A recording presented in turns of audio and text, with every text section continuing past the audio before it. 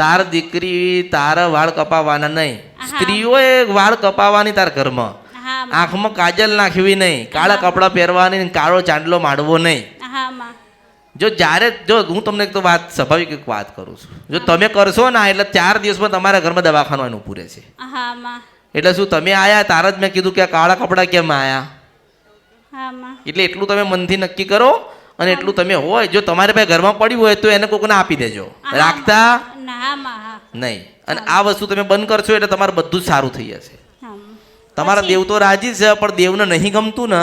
હા માં. હા. હવે દેવને તમારા દેવને ચોખા ખાવા હોય અને તમે શ્રીફળ હાલાલ કરો તો શું કરે?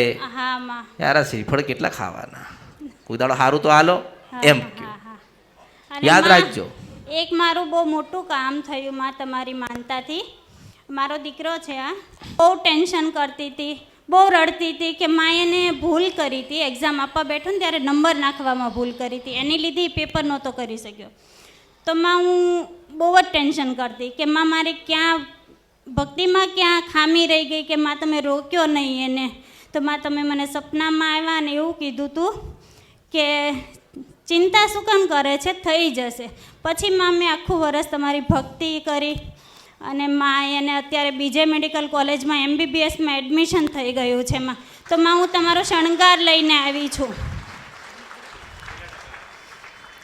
તારો દીકરો તારાથી થોડો દૂર જાય તો તને કોઈ તકલીફ ખરી?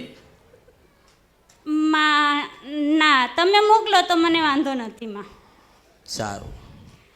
માં એ ઘરે આવ્યા ને ત્યારે આ વસ્તુ મને કીધી હતી 1.25 વર્ષ પહેલા કે પ્લેનમાં બેસાડીને બારે મોકલીશ. આ પાછી વસ્તુ આવીને હા, ઘરે કીધું તું આ વસ્તુ માં એ કીધી હતી. હું તમને શું કહું કે આનું ભવિષ્ય સજ નહીં. હા માં, પણ માં અત્યારે MBBS પૂરું કરે ત્યાં સુધી તો રહેવું જ પડશે, પછી જશે ને એક્ઝામ આપીને. હા, 12ની એક્ઝામ આપી શકે છે. હા, એ આપશે. હું તને શું કહું છું, હા માં. તમે કંઈક 4 ડગલા ચાલો, હા. તમે 4 ડગલા ચાલો તો 4 હું તમને ચલાવવા હા આવીશ. માં.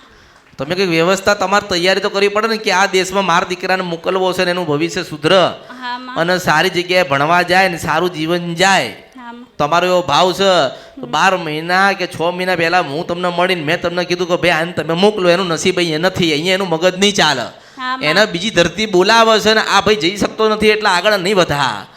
અને તમારો ભાવ છે કે ભાઈ આને આ જો હું તને શું કહું, તારા દીકરાને વિદેશ મોકલી દે. હા માં. હું મેલડી જોડે છું ને તાજીને ડોક્ટર બનશે એવા આશીર્વાદ. હા માં, મોકલી દઈશ. અરે ભાઈ મોકલે તારો દીકરો મોટો તાજીને ડોક્ટર બનશે ઓલા પટેલના દીકરાની જેમ.